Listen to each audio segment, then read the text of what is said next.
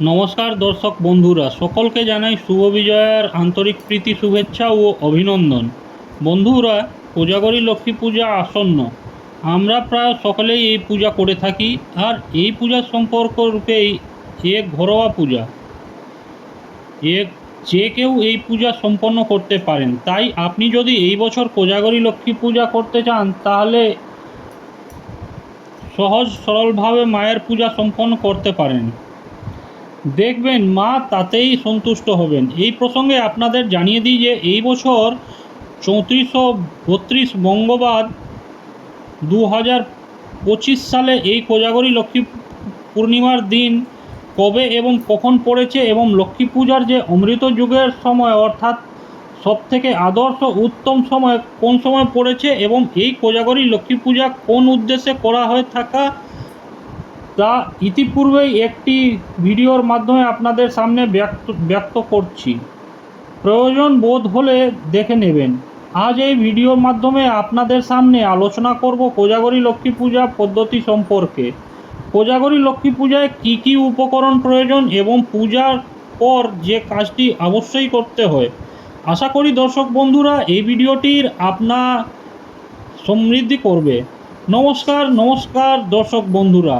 ভারতীয় দর্শন শাস্ত্র এবং বিভিন্ন দেবদেবীর পূজা অর্চনা পদ্ধতি এই চ্যানেলের মূল আলোচনার বিষয়বস্তু। চলুন বন্ধুরা, এবার বিস্তারিত আলোচনাতে প্রবেশ করি। বন্ধুরা, শাস্ত্রে উল্লেখ করা রয়েছে যে মা লক্ষ্মী যে শুধুমাত্র ধন সম্পত্তি দেবী তা কিন্তু নয়। দেবী লক্ষ্মীর আরাধনায় শান্তি, জ্ঞান, সন্তান সুখ, সুফল সুখ, সমৃদ্ধি প্রাপ্ত হয় এবং ভগবান বিষ্ণুর কৃপা লাভ হয়। মা লক্ষ্মীর সব পূজার সবথেকে গুরুত্বপূর্ণ এবং সুফলদায়ী দিন হলো এই কোজাগরী লক্ষ্মী। এই দিনে ঘরে ঘরে মা লক্ষ্মীর বিশেষ রূপে আরাধনা করা হয়ে থাকে। খুব সহজ সরল তাই আপনি মা লক্ষ্মীর পূজা প্রক্রিয়া সম্পন্ন করে মায়ের আরাধনা করে তার কৃপা লাভ করতে সক্ষম হবেন। তবে যথা সুফল পেতে কতগুলি নির্দিষ্ট নিয়ম মেনে তবেই পূজা করা উচিত। মা লক্ষ্মীর পূজা আপনি নিজেও যেমন করতে পারেন, ঠিক তেমনি আপনি পুরোহিত সহযোগীও করতে পারেন। তবে মনে রাখবেন যে শুধুমাত্র মন্ত্রপাঠ করলেই মা লক্ষ্মী দেবী সন্তুষ্ট করা যায় না। মা লক্ষ্মীর পূজার জন্য যে বিষয়টি সবথেকে বেশি প্রয়োজন তা হলো আপনার নিষ্ঠা এবং ভক্তি। মা লক্ষ্মী দেবীর পূজা প্রক্রিয়া আপনি মা লক্ষ্মীর একটি প্রতিমা স্থাপন করেও করতে পারেন, অথবা মা লক্ষ্মীর একটি ছবিতেও আপনি এই পূজা প্রক্রিয়া সারাতে পারেন, অথবা লক্ষ্মীর ঝাঁপি অথবা মঙ্গল ঘর বসিয়েও আপনি এই মা লক্ষ্মীর পূজা প্রক্রিয়া সম্পন্ন করতে পারেন। তবে একটি বিষয় মনে রাখবেন যে যখনই আপনি মা লক্ষ্মী দেবীর কোনো ফটো বা মূর্তিতে পূজা প্রক্রিয়া করছেন, তখন সেটি কেনার সময় এই বিষয়টি খেয়াল রাখবেন, মা লক্ষ্মী দেবীর সর্বদা বসা মূর্তি, ছবি অথবা মূর্তি কিনবেন। আর আপনার যদি বাড়িতেই আগে থাকা কোনো মা লক্ষ্মীর প্রতিমা থেকে থাকে, সেটা পিতলের হতে পারে বা রূপোর হতে পারে, তার মাধ্যমে আপনি মা লক্ষ্মী দেবীর পূজা করতে পারেন। এবার আসবো মা লক্ষ্মীর পূজা উপকরণ বিষয়ে। মা লক্ষ্মী দেবীর পূজার জন্য যেগুলো প্রয়োজন হলো সিঁদুর এবং একটি ঘর, যেটা মাটির হতে পারে, পেতলের হতে পারে বা তামার হতে পারে, সামান্য ধান মাটি, সামান্য আম্রপল্লব, একটি যার 5টি পাতা রয়েছে, অন্তত একটি পদ্ম ফুল এবং সামান্য কিছু ফুল দুর্বা, সামান্য তুলসী পাতা 2টি।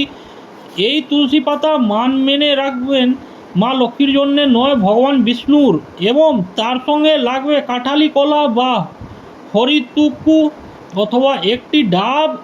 এর সঙ্গে লাগবে চন্দন, ধূপ, নৈবেদ্য, সামান্য আতপ চাল এবং জল। যদি কোনো দ্রব্য আপনি সংগ্রহ করতে না পারেন, তাহলে পূজার শেষেই এই দ্রব্যটির কথা মা লক্ষ্মীর কাছে উল্লেখ করে ক্ষমা চেয়ে নিতে হবে। পূজার দিন চেষ্টা করুন উপোস করে থাকতে। যদি না সম্ভব হয়, তাহলে আপনি ফল, ফলাদি এবং ডাবের জল খেয়েও থাকতে পারবেন। এবার আসবো পূজা প্রক্রিয়া বিষয়ে। প্রথমে মাথায় একটু গঙ্গা জল নিয়ে নারায়ণকে স্মরণ করে নিন। পূজার আগে মাথায় জল নিয়ে দেহ ও নারায়ণকে স্মরণ করে মন শুদ্ধ করে নিতে হয়। তারপর সূর্যের উদ্দেশ্যে একটু জল নিবেদন করুন। যে কোনো পূজার আগে আমাদের প্রাণশক্তি উৎস সূর্যকে জল দেওয়া নিয়ম। তাই জল দেওয়ার জন্য ঠাকুরকে সিংহাসন একটি ছোট্ট তামার পাত্র বা কষাকুষি সর্বদা রাখবেন। সূর্যের নাম করে সেই কুশিতে জল নিয়ে তামার পাত্রে দেবেন। তারপর সংসারের সকলের মঙ্গল কামনা করবেন। এরপর একটু গঙ্গাজল আপনার পূজার আসন, পূজার ফল, নৈবেদ্য এবং যে স্থানে আপনি লক্ষ্মী পূজা করছেন সেখানে সর্বত্র ছিটিয়ে দিন। এরপর গণেশজিকে স্মরণ করে মনে মনে 3 বার বলুন ওম শ্রী গণেশায় নমঃ। তারপর মা লক্ষ্মীর সামনে সামান্য ধান এবং একটি চিমটি মাটি ছড়িয়ে দিয়ে তার উপর জল ভরা ঘট স্থাপন করবেন। ঘটের গায়ে সিঁদুর দিয়ে মঙ্গল চিহ্ন বা স্বাস্তিক চিহ্ন এঁকে দিতে ভুলবেন না। ঘটে একটি আম্রবল্লভ, যাতে বিজোড় সংখ্যায় আম্রবল্লভ থাকে, এবং তার উপর একটি কলা অথবা হরিতকীয় অথবা একটি ডাব দিয়ে উপরে একটু ফুল দেবেন। ইচ্ছা করলে ঘটে এবং লক্ষ্মীকে একটি করে মালাও আপনি পরাতে পারেন।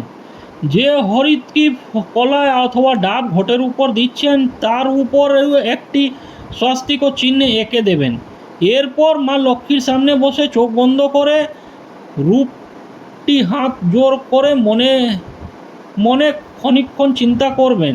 এরপর মা লক্ষ্মীকে আপনার ঘরে আবাহন করবেন। মায়ের উদ্দেশ্যে বলবেন, এসো মা লক্ষ্মী, বসো ঘরে। লক্ষ্মী, যতক্ষণ তোমার পূজা করি ততক্ষণ তুমি আমার গৃহে স্থির হয়ে থাকো মা। তারপর ভাববেন মা লক্ষ্মী আপনার হৃদয়ে এসে বসে আপনার দেওয়া ফুল নৈবেদ্য গ্রহণ করেছেন। এরপর আপনার পূজা দ্রব্যগুলি একে একে মা লক্ষ্মীকে নিবেদন করবেন। লক্ষ্মী আপনার গৃহে পুজো নিতে এলেন, তাই প্রথমে একটুখানি জল ঘটের পাশে লক্ষ্মী পদ্ম চিহ্নে দেবেন। এটি মা লক্ষ্মীর পা ধোয়ার জল। এরপর মা লক্ষ্মীকে একটি চন্দনের ফোঁটা দেবেন। লক্ষ্মীর প্রতিমা তা ঘটে দেবেন।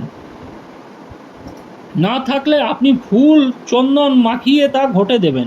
এরপর মা লক্ষ্মীকে ফুল নিবেদন করবেন। যে পদ ফুলটি কিনে এনেছেন তারপর প্রথমে ধূপ এবং তারপর প্রদীপ দেখাবেন, সেই নৈবেদ্যগুলি নিবেদন করে দেবেন।